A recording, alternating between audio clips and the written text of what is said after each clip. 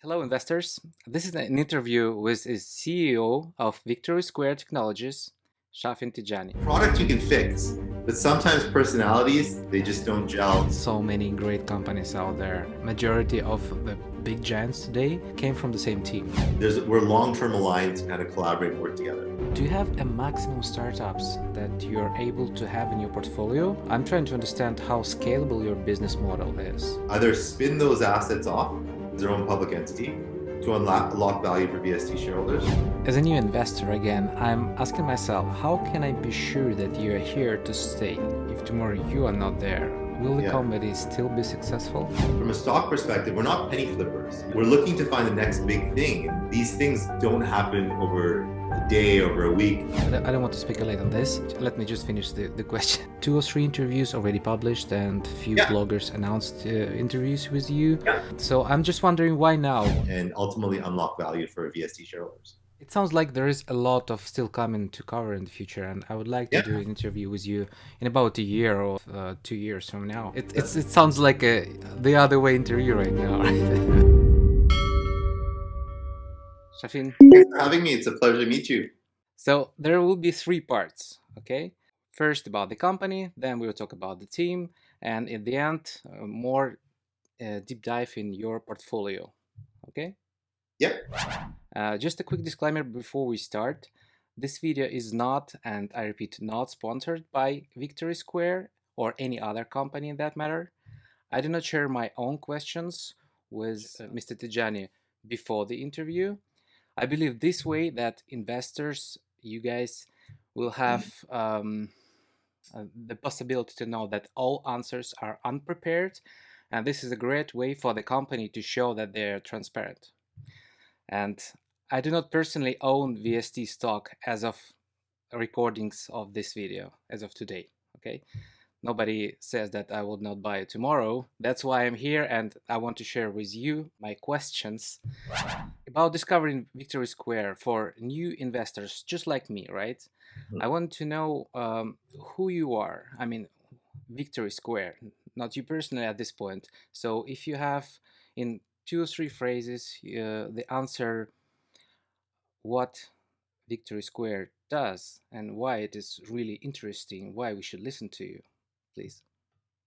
Yeah, no. So again, thanks for your time. So the mission at Victory Square Technologies is to democratize access to tech's next big thing. To give retail investors from all over the world, ground floor access to these startup companies that potentially could be unicorns in the future, and to invest alongside the management team and myself.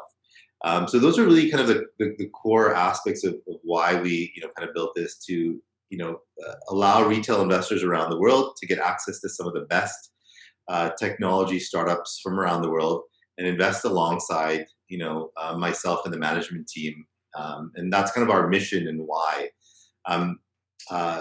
About the company specifically, so when we built Victory Square, the competitive advantage that we had is people would ask, how do you identify these companies that are going to be great, or these needles in a haystack? And we built a magnet, and our business model is what's referred to as a venture build model. So I'll kind of walk you through just a little bit about that. Before we do anything or before we make an investment or look for a company, we identify a pain point. So we find a pain point in a large market. We try to find a large customer in that market that's having an issue. Once we've locked up that client, we then go and search the world. So there are great technology companies coming, from everywhere. Even for yourself, you mentioned, a couple of different languages. Technology is borderless. It's coming from all over. We have about 80 accelerators or incubators from around the world, in the Middle East, Europe, Asia, South America. We look to see and identify some of the top companies in all these areas that are solving pain points, for this customer. We then bring the best ones here to Canada, and we work with them and help validate, get their customer market fit, and then commercialize, their product. But immediately we've got one large customer for that company, and it's generating cash flow immediately, which for us as the main investor, it allows us to mitigate our risk exposure and ensure we're not necessarily investing in some sort of abstract company. This is a real company, one of the top companies from around the world that's building a pain point for an existing customer. For VST shareholders, when we do this, once that company is commercialized and generating revenue, we have three options to generate value for VST shareholders. One is we take that company public, which we've done recently, and spin it out, and that creates additional value for VST shareholders. We can sell our ownership in the company and issue out a share dividend, or we can reinvest it in this venture build model to continue to compound the value growth over time. And currently in the portfolio, there's about 23 companies. They're working on exciting things from digital health to cybersecurity, augmented and virtual reality, and these are companies coming from all over the world. So I rambled a bit there, but just to kind of give a full full description of the company. Yeah, totally. I have questions about all those parts. If you don't mind, we just go through. Absolutely. Otherwise, you will answer all the questions without me even asking, right? No, sorry, yeah. So about the company, quote, we founded 40 startups in 24 countries, employed over 350 people, and generated over $100 million in annual revenues. That's the quote I found from your LinkedIn profile of Victory Square. So, can I simply say that Victory Square Technologies is an incubator or accelerator, or there are key differences? Yeah, so we refer to ourselves as a venture build kind of studio. So with an incubator, generally incubators are taking in a variety of general companies. We tend to focus on companies or areas that we have experience or expertise in. So that again, we almost act as co-founders, so we're not passive investors. And then with an accelerator, you're generally taking a company on a little bit later and accelerating it. We're kind of a mashup of both, and that's why we refer to it as venture build, because we only go into areas which we have expertise in, or we have relationships with clients or partnerships in. When we invest, we almost act as a co-founder. So we almost start complementing the startup or the founder. So we're actively involved. So that's why we refer to it as a venture build. So it's kind of a mashup of both an incubator and accelerator kind of together. So Victory Square Technologies reports record net income, almost $9 million Canadian, and earnings per share of 12 cents in Q3 of 2020. I mean, congratulations, that's a great result. Thank you. Take into account your market cap, and that it should fly, right? Yeah.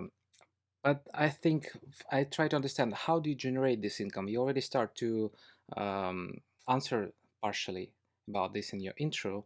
Can you deep dive in this more?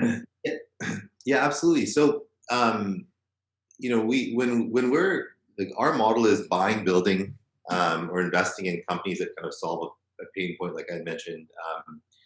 So in our business, we don't have a lot of competitors, or direct competition. But we've been, kind of compared to other, like you mentioned earlier, incubators and accelerators. But I think that there are a couple of metrics or KPIs, that I would look at to kind of evaluate Victory Square. One is net asset value. So that is what our cost on an investment is, compared to how that investment's fair market value increases or decreases on a quarterly basis. And that gain, I think, shows whether we're good or bad allocators of capital. Future asset value, which would, let's say, look at what the current value of our assets are, so the current net asset value, looking at the compounding growth from our cost basis to kind of determine if these companies continue to grow at this pace, what does our value look like, in 2 quarters, 12 quarters, kind of down the line, so that investors can understand what the expectation is over that period of time. And then net income, which is what you described. So net income basically shows the investor what our increase. So it's more a reflection of how good of a capital allocator we are. So on a quarterly basis, what is the gain in profit on our assets or our portfolio? Um, we're not it's an unusual metric in that we're not like one business that's evaluated based on a revenue perspective. Right, it's Um, not linear as well.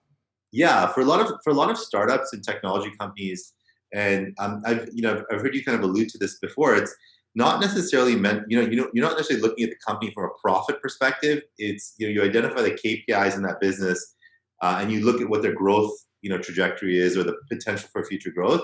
I think in our model, because we've got a portfolio of companies and they're all earlier, they're generally growing at significant rates. So we don't want them to be spending erratically, but there are certain KPIs that we measure which are more around kind of growth. But for us as a parent company for VST and for investors looking at VST, I think net asset value, future asset value, and net income are the best kind of ways to evaluate what the company's doing. And from a cash flow perspective, the business is self funded up until recently. So our cash flow kind of covers our op costs. So very lean operation. And like I was mentioning earlier, our management team and myself are kind of the lead investors to provide the business with capital as it sees new opportunities, or the portfolio companies see opportunities to kind of grow. My next question was about what are your costs of running this business and where do you spend your money on, right? But you just answered partially that basically your cash flow from current activities of those companies that you own should cover all your costs, and what you have on top is basically premium, right? Absolutely. And Alex, to take it a step further, we, in the startup cycle, we work in these almost, I would say 12, excuse me, 12 to, 36 months or 12 to 60-month kind of cycles where you're planting the seed, and that company might take 12 to 36 months to really kind of start to provide value or output or asset growth or income growth from it. And so from BSC's perspective, the first step in the cycle was initially ensuring that there was capital to make the right investments in the right companies or build the right products, and then to have a 3-year 36-month window to be able to cover all of the op costs organically.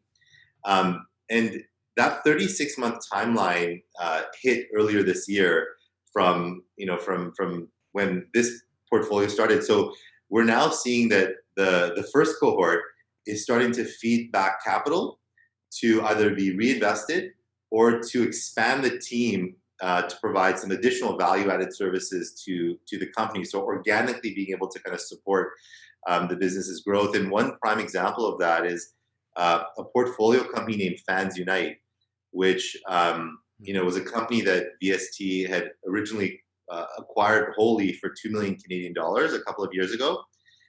We spun it out as its own public vehicle earlier this year, and now it generates, because of the increase in value of the shares or the ownership we own, and the fact that it's public, there's the option for liquidity at a significantly higher valuation to either replenish the investment pool organically or to cover the op costs. And in Fans Unite's case, I think the market cap's around 100 million Canadian dollars, trading on its own, and it was kind of built internally within Victory Square Technologies.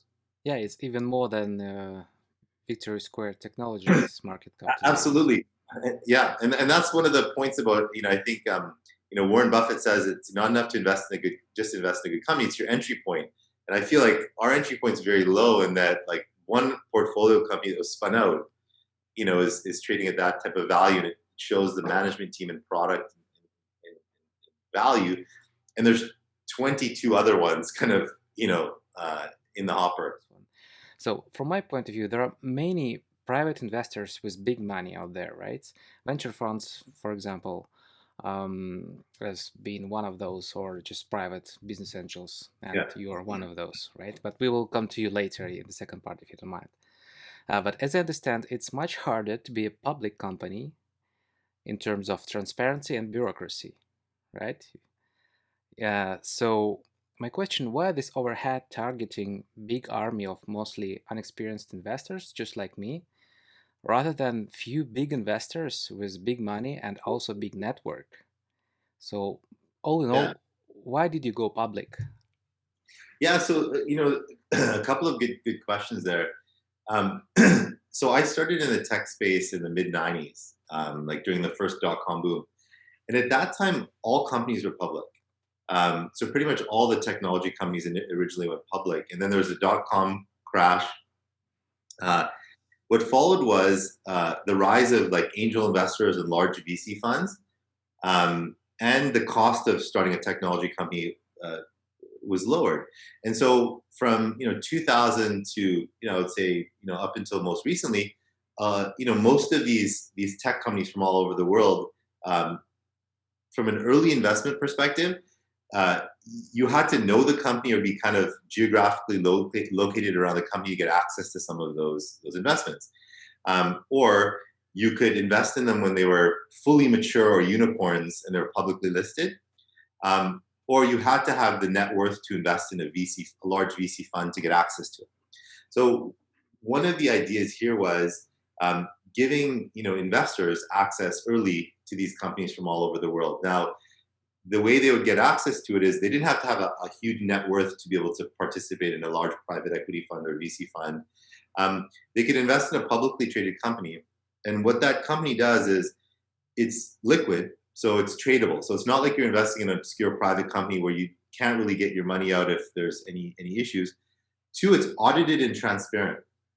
That's another thing. By being public, there's definitely lots of bureaucracy, but you're liquid and you're audited. So those are things that are, I think, important for all investors all over the world. Is to ensure that when you're investing in something, there's some sort of oversight and governance on it. Two, to have your dollars liquid, but also to be able to get access, again, to these great companies. And these are great companies and products that you may be using on a day-to-day basis. On the flip side, I noticed, so we're based in Vancouver, Canada. And I noticed, having been in the technology space for a long time, if you're a Canadian company and you got some traction in the technology space, you normally would have to go to the US to get your Series A funding because that ecosystem didn't really exist here in Canada. It now is forming, but it didn't a couple of years back.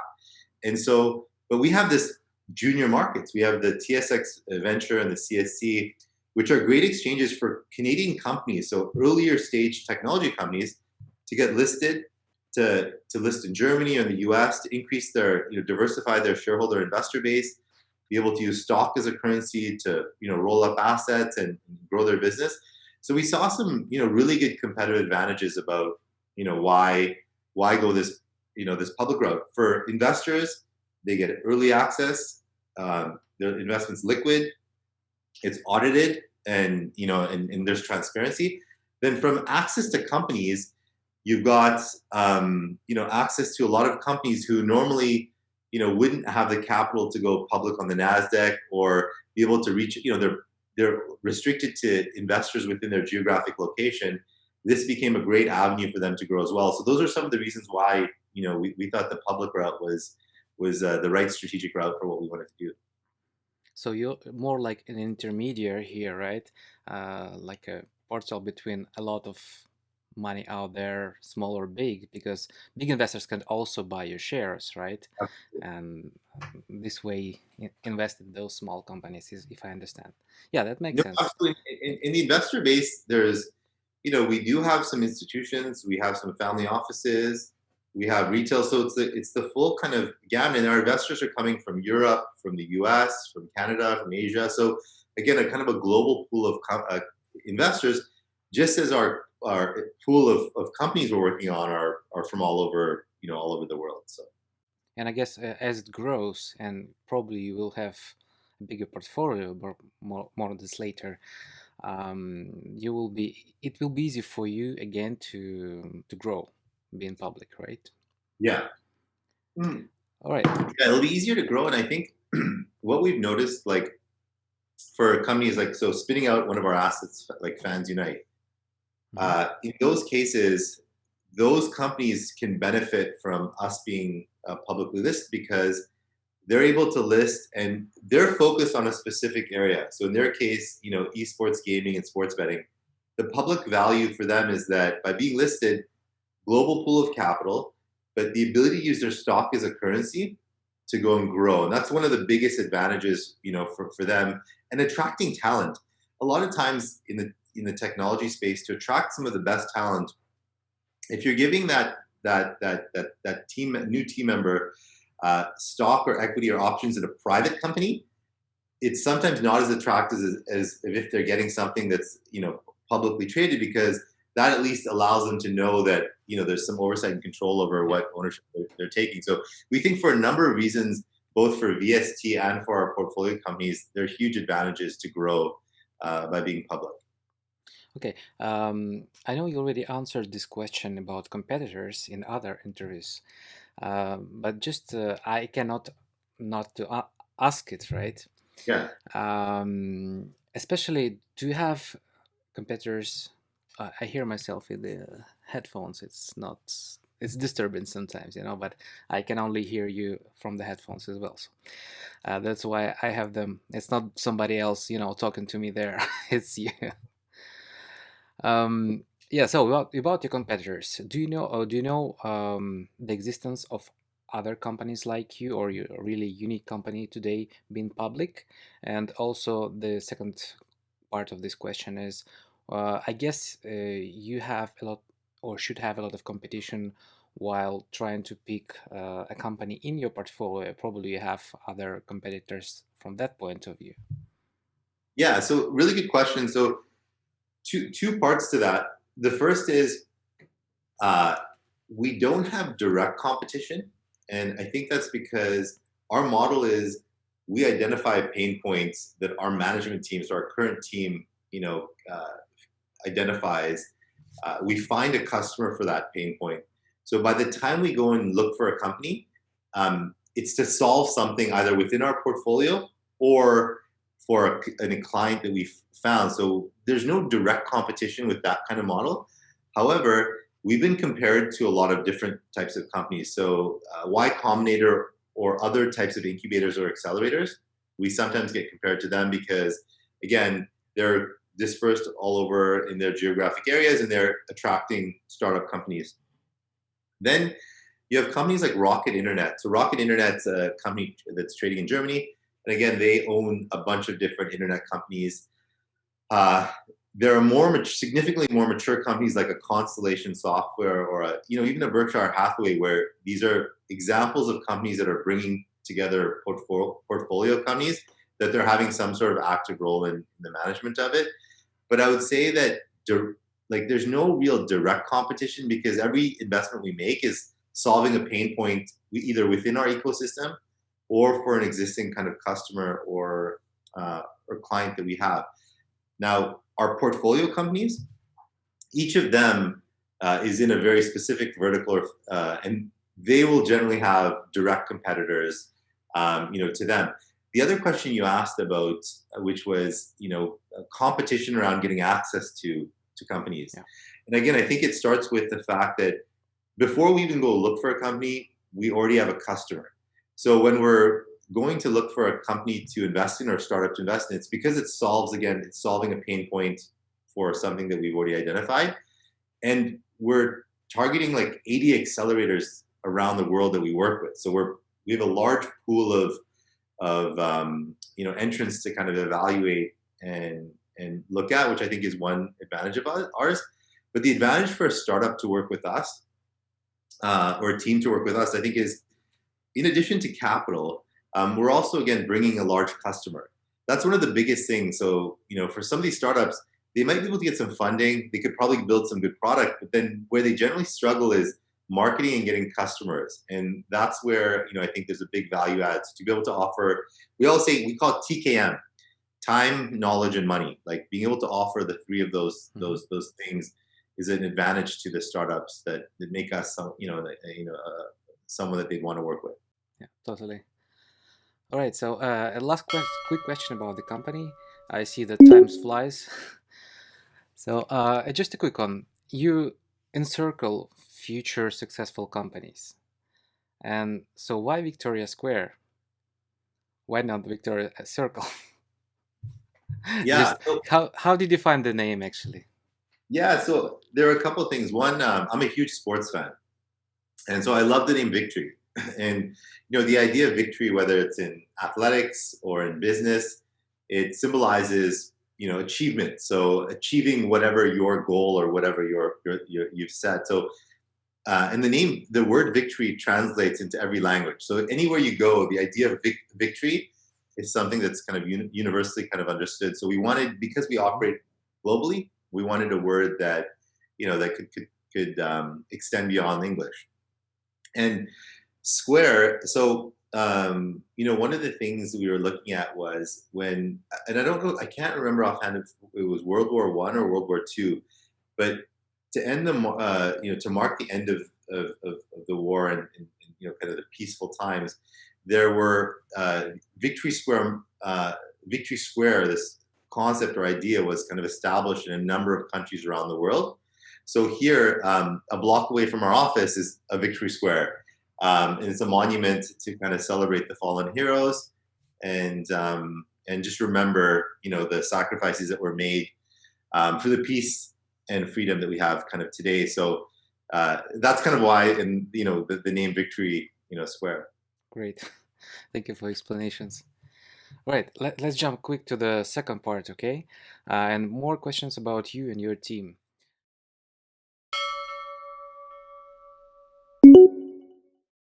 So part two, let's talk about yourself and your team.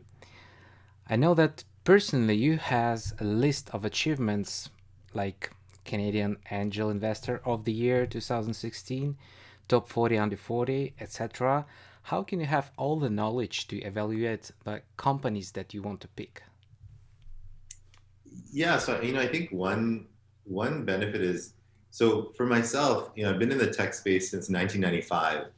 So I've been there through the dot-com growth, mobile. I've kind of seen all of the different types of technologies of the last 20 to 25 years. I've seen what's worked, what hasn't worked. Developed a wide network of relationships and partnerships, and I think uh, they all say history repeats itself. So if you can understand, and it's cyclical. So if you can understand how things have kind of transpired over time, you almost get an idea of a playbook. So I think one for us as a team is, our management team, including myself, has a lot of experience. So that experience allows us to have some playbooks and some best practices and relationships in the verticals and areas we want to go into. So when we're looking at investments that we want to make or a pain point we're trying to solve, it's because the management team has experience in that area, not only to understand how that vertical or business works, but they've got the relationships to either commercialize a business, to be able to get customers or clients in that business, or to attract and retain talent in those businesses. So I think a lot of our success or a lot of our competitive advantage or a lot of our secret sauce really is around the team's experience over the last 20 plus years in the verticals we've gone into, because it's allowed us to establish really good partnerships and really good people kind of in those areas, which again gives us the best chance of success. And when we're, again, I think it's our model too, because we're looking at, we've got partners in 80 countries. So we're able to, find the best startups or the best entrepreneurs or some of the best teammates all over the world. So whether we're talking about Tallinn, Estonia, or Delhi, India, or Sao Paulo, Brazil, for us, that it took 20 years to establish that kind of relationship and that network in all those areas. But now it's providing a lot of benefits and a lot of value add for us, especially more so this year with COVID, where we didn't have to travel to any region because we already had established relationships in all those regions. So for us, this has been a banner year because companies all over the world that, let's say, are struggling to get investment in their area, we're able to get on one call with them quickly because we've got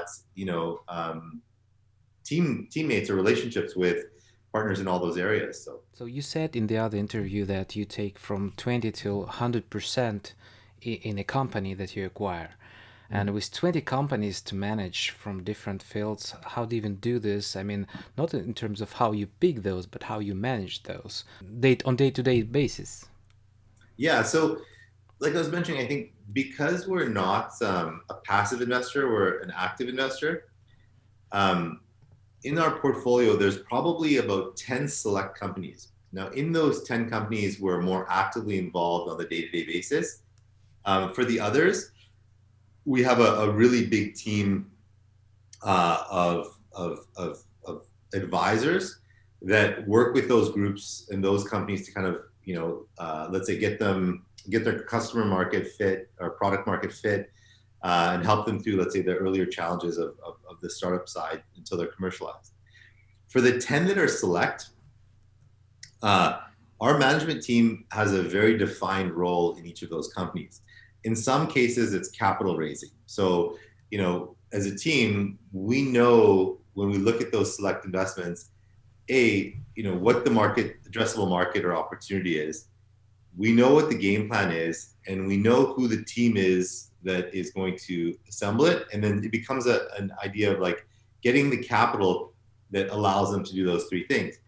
So when we define and identify what our role is in each of those businesses, we as a team are able to, to manage our time efficiently. So that we're able to execute on what the companies are expecting us to do in each of those cases, but two, be able to measure, our value add or the success of the team as a whole on a, weekly, monthly, and quarterly basis. Again, because we're actively involved, we're very data driven. So, we're collecting data on how our companies are performing on a, pretty real time basis to be able to address any sort of concerns. But our team has the experience, and our team is strong in that we're able to, effectively and efficiently be able to like execute. How big is your team today? So our core team is made up of a couple of different groups. We've got our back office, which is our CEO, corporate secretary, bookkeeping, and controller. Office is about 8 people in that team, and they can extend and scale to 12 fairly quickly. And they provide a lot of our startups the back office services. So for a lot of entrepreneurs, complementing or surrounding them with a really good team is key early on so that they could focus on their core competency. And so that back office of like 8 to 12 covers that. Then we've got our C-suite team. Our C-suite team is about 7, and that includes myself, our COO, all of our IR, our growth and marketing, and that again offers our portfolio companies some of that C-level experience to open up, either relationships, capital raising, or help with strategic marketing kind of plans.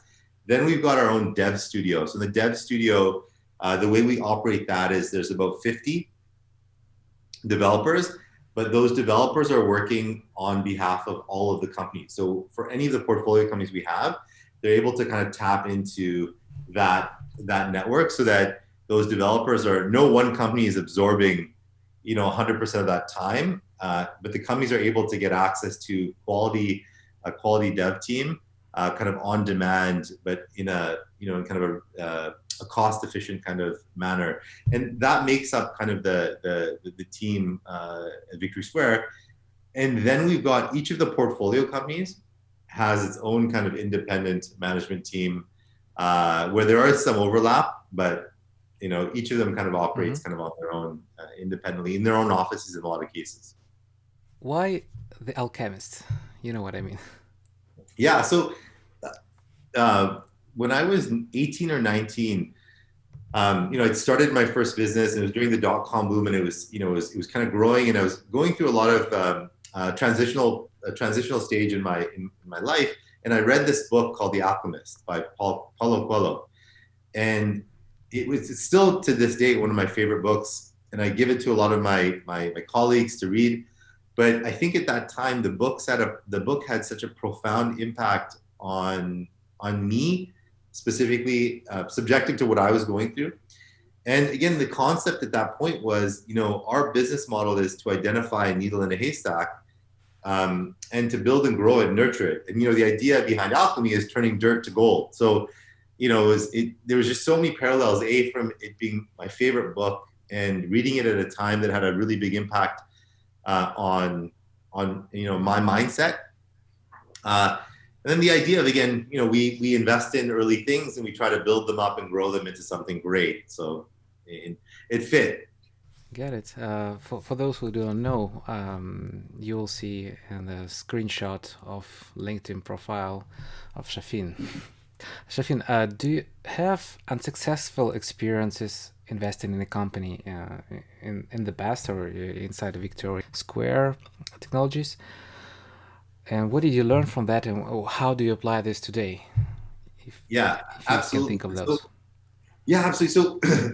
So to take a step back, so when we make an investment, based on our experience, we're always trying to mitigate our risk exposure because in the nature of the business we're in, not every idea will succeed. And one of the big things about the startup space is failure is almost celebrated, but the definition of failure is not your traditional definition. It's basically you put your product out, you get feedback, you iterate it, put it back out, it comes back in, you iterate it.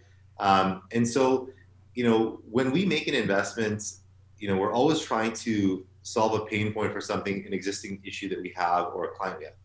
Now, where we run into trouble in the past, I think, has not necessarily been in the product, because our model is that the product might not work and you tinker it and try it again.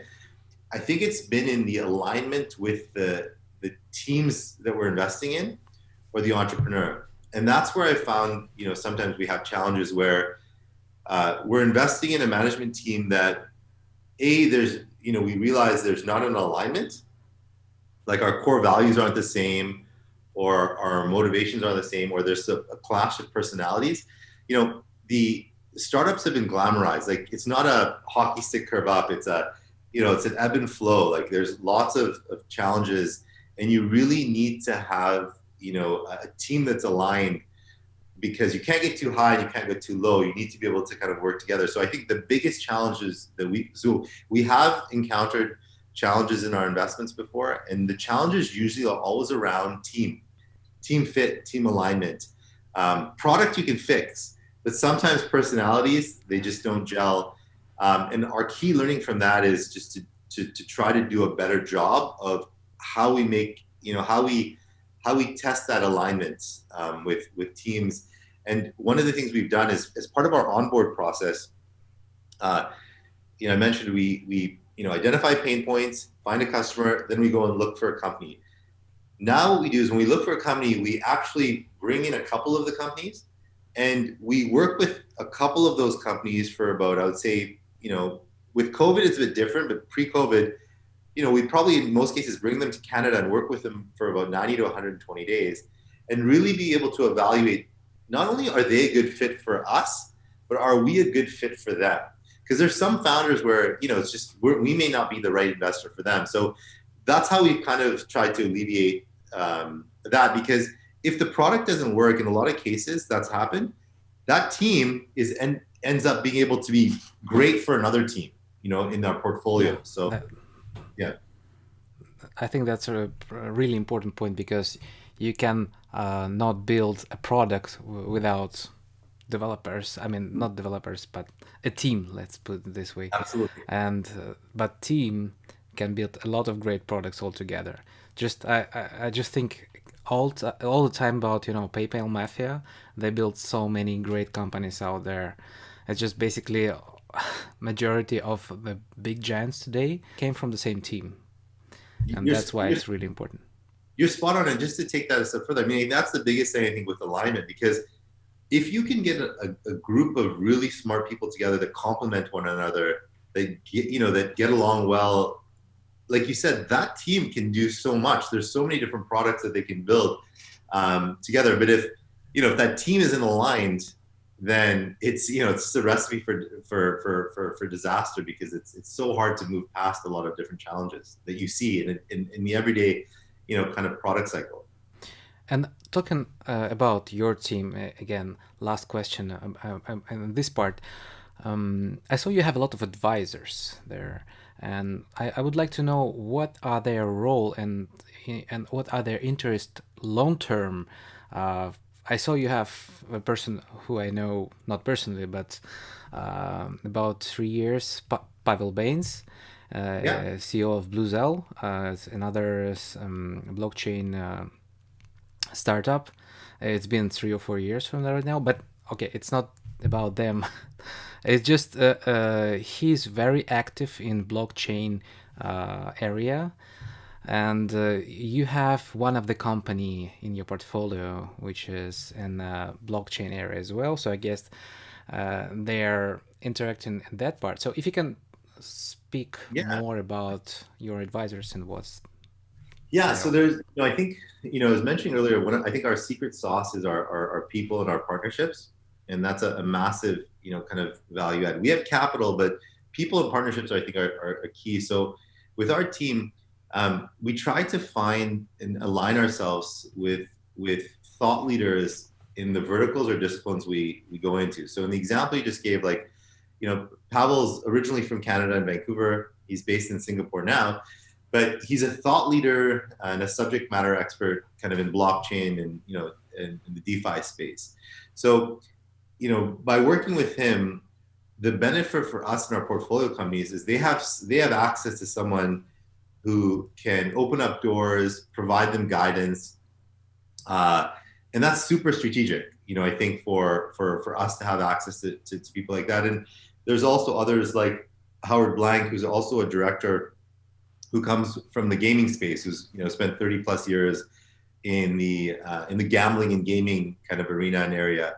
Um, so then on the flip is for those advisors, they have their core business, but for them, for their core business, they're always looking to again get access to other networks or other expertise and or capital for that matter. So again, referencing in Pavel's case, we're able to collaborate with him and open his eyes to, let's say, the opportunities on the capital market side for Blue Zell as an example. So it's kind of like every successful relationship is a symbiotic one. So in each relationship with our advisors, they offer a value to us, which allows us to offer a value or subject matter expertise to our portfolio. And vice versa, we're able to work with those advisors long term to either help them in their existing business area or to collaborate on different things. We've seen a lot of collaboration within our ecosystem. So whether it's advisors or companies kind of working together, we have some payment solutions internally, which again, a lot of our portfolio companies need payment solutions. So, that payments team is ending up collaborating with all those other teams and getting new customers and clients in the mix. So I think with our advisors, we've got to, we've tried to identify really good advisors in really good subject matter areas uh, where we're long-term aligned to kind of collaborate and work together. Thank you. And that concludes the second part, all the questions about team. And let's jump straight away to the third part about all questions about portfolio and probably future development. So you have 20 startups in your portfolio now, right? Around 20. And you said that, again, quote, we founded 40 startups. Does this mean that you successfully sold 20 other startups since 2017, or they are not there anymore? Yeah. So the number that you mentioned on the 40 startups in 24 countries, that was done in its entirety over the last 15 to 18 years. So that as a whole was pretty much preceded Victory Square Technologies. I've been in the tech space for a long period of time, so that kind of chronicles the team's experience or my experience kind of in the past in that ecosystem. Victory Square Technologies, which has been public since I think it was public since July 2017, I think roughly. The history, Uh, yeah, from 2017, 2016 yeah, there. Like, these 23 companies are all new and they're all part of this existing portfolio. So that's above and beyond. That 40 number is completely separate to this portfolio. So these 23 companies currently in the portfolio have all been kind of brought in the portfolio in the last couple of years. Do you have a maximum startups that you're able to have in your portfolio? I'm trying to understand how scalable your business model is. Yeah, so our focus right now is to not necessarily go wider just yet and bring on new companies, let's say from a general perspective. I think we want to go deeper into the verticals that we're in. So from a scalability perspective, we've got these 23 companies, of which 10, I would say are really kind of, like they're really rolling right now.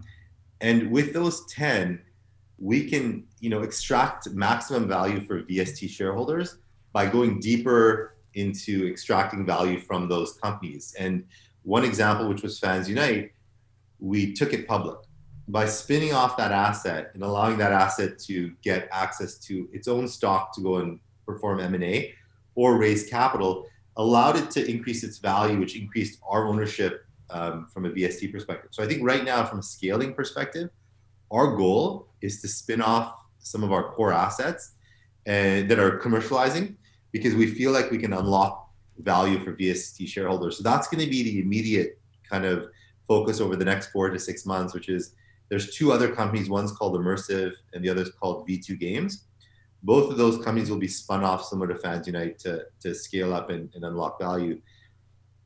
Apart from that, we've seen the digital health space, which is a space that we've been in, really pick up steam. So from a scalability perspective, we want to go deeper into that segment and sector as VST, and we have some big product launches coming out kind of in that space. So that's kind of how in our immediate future, how we intend on kind of scaling the business up. I mean, you explained how you have these cycles of basically 3 years. Do you have kind of a schedule? I don't know. I know it's hard because it's not linear, but you still have to have some kind of schedule, right? Yeah. How often you should make a company go public, for example? Yeah, absolutely. So right now we're basically at the 36-month window for a number of for actually 10 of the 23 kind of select companies. So the window now for the next 12 to 36 months is to do one of three things with those companies that are in that process. Either spin those assets off as their own public entity to unlock value for VST shareholders, to liquidate some of our position as those companies are listed publicly, which we would then either reinvest into new portfolio companies to kind of grow and scale to compound the value, or to pay out a share dividend to VST shareholders. And the third is some of those companies are attractive to be sold privately to other large kind of software companies. So our goal for the next 36 months is to really kind of start to unlock what we kind of talked about the KPI. So to continue to increase our net asset value by spinning off some of these assets, to increase the future asset value, which is as we spin off these assets and the values increase, it shows our return on capital, which provides us the market to be able to look at the rest of the companies in our portfolio to be able to to gather what the future asset value of those companies could be based off of the pattern of what has been spun out. And then from a net income perspective, as we're creating liquidity for VST in our investments, that cash flow can be recorded as income, be reinvested, or again passed out as a dividend. So the next 36 months are really now about unlocking value for shareholders off of those 10 companies that are now kind of mature. Question about the future. As a new investor, again, I'm asking myself, how can I be sure that you are here to stay? Your company relies on several management team people with quite unique skills, right? You just said that you have a 20 years experience behind you, and a lot of team members, they have pretty much the same experience. Yeah. So if tomorrow those people are not there, if tomorrow you are not there, will the Yeah. company still be successful? Yeah, no, absolutely. So, I'll answer your question two ways. One, I think I mentioned earlier, we're big sports fans, and the idea of assembling a team. So you have a vision, you set a game plan, you put the team, team together to execute on that game plan. And if one teammate goes down, there's this mentality of next man up. So, I think having a really strong, having a vision, a clear vision, a game plan that allows us to execute on that vision, and then the team members there, not just the team members that are part of the core C-suite team, but we could even refer to it as a bench. Others that can kind of step up, provides us with depth. So the business is not necessarily reliant on one person, and that kind of goes back to the core model. The idea of a venture build model is we go and find a founder that's, let's say, exceptional building something. We come in and say, hey, you're really good at that one thing, but if you're not there, your business fails. So what we're going to do is we're going to complement you. We're going to provide you with back office services, development studio, some C-suite, so that you now have a team. So your chance of success is higher, and the success of the business is no longer dependent on one person. And that's the same model that we've kind of brought on. Again, that's the idea of a really wide depth of advisors, or a strong kind of board of directors. So that's one thing I would say is that we always have a next man mentality up, and we put aside a really good team to not be reliant on any one individual. One other thing as an investor, I think, is that, like, to note that our strategy is not short term. Again, we're looking at disruptive and innovative technology that takes time. So from a stock perspective, we're not penny flippers. Again, that we're looking to find the next big thing, and these things don't happen over a day, over a week. It takes time to really build these things. When we look at Amazon or Google or Facebook or these companies today, they've been around for 20 plus years, and it took time to build these big giants. And so for us, again, we're looking, to create some compounded kind of growth. So for an investment perspective, I don't think the team's reliant on any one individual. So there's the comfort factor knowing that there's depth on our team, so someone can step in. Two, to know that our model is long term, in that we're identifying these companies that, in theory, could be the next unicorns. We're trying to identify the next unicorns before they are, but also to know that you're aligned with management. Like, management is investing alongside. I'm the largest shareholder. Haven't sold a single share, and I invest with my own money into this. So that's another comfort factor of knowing that you're not just, someone's not selling you stock, like, and they're saying to you, hey, like, this is my vision, this is why I'm doing it, and I'm also putting skin in the game. Yeah, I'm asking this because you have a pretty small market cap right now. It's really great for new investors, especially for the ones who wants to see 10x, for example, in the next I don't know, 5 years. I'm not saying that it's gonna happen, but why not? I mean, it's even more. I don't know. I don't want to speculate on this, but just want to know the risk factors there, and that's why I'm asking this question. And just the last question, if you don't mind. Recently, when I searched your previous interviews, I saw Yeah. you had interviews about a year ago, and recently I see just last week, 2 or 3 interviews already published, and few Yeah. bloggers announced interviews with you. So I'm just wondering why now? Why it's happening right now? Are you preparing for the next public company or something else? Yeah, no. So two things. One, I mean, you mentioned this. I think we if you look at our financials, or you see the company is growing quarter by quarter. So the results and fundamentals of the business are there, but they're not translating into the share price. Like you mentioned, we feel we're undervalued as well, especially when you look at counterparts in our verticals or spaces. Or if you just look on the small cap side, or if you look at how companies in the technology space would trade at from from a multiple perspective. So the awareness campaign is key, because we want to let people know who we are, what we do, and to take a look at us. So that's one thing. I think we're undervalued. So we feel like, for us, the one thing, we can execute as much as we want on the business, but we're not doing a good enough job communicating to the market who we are. So that's one thing that's a big mandate of ours, to do that on behalf of our shareholders as well, who are supporting us. Two, from a spin-off perspective, we do have two companies that we're spinning out in Q1 and potentially Q2 of next year. One is V2 Games, which is aimed for February. And then another is Immersive Technologies, which I think is aimed for March. So yeah, we are definitely going to be communicating and sharing, doing as many interviews as we can to share with people who we are, what we do, why they should take a look at our company and invest. And then two, there are two companies in our portfolio that are going to be going public in early 2021 to which we think will do well and ultimately unlock value for VST shareholders. It sounds like there is a lot of still coming to cover in the future, and I would like to Yeah, do an interview with you in about a year or 2 years from now. always. Yeah. If you Well, always available. Feel free to reach out anytime. And again, very thankful for your time.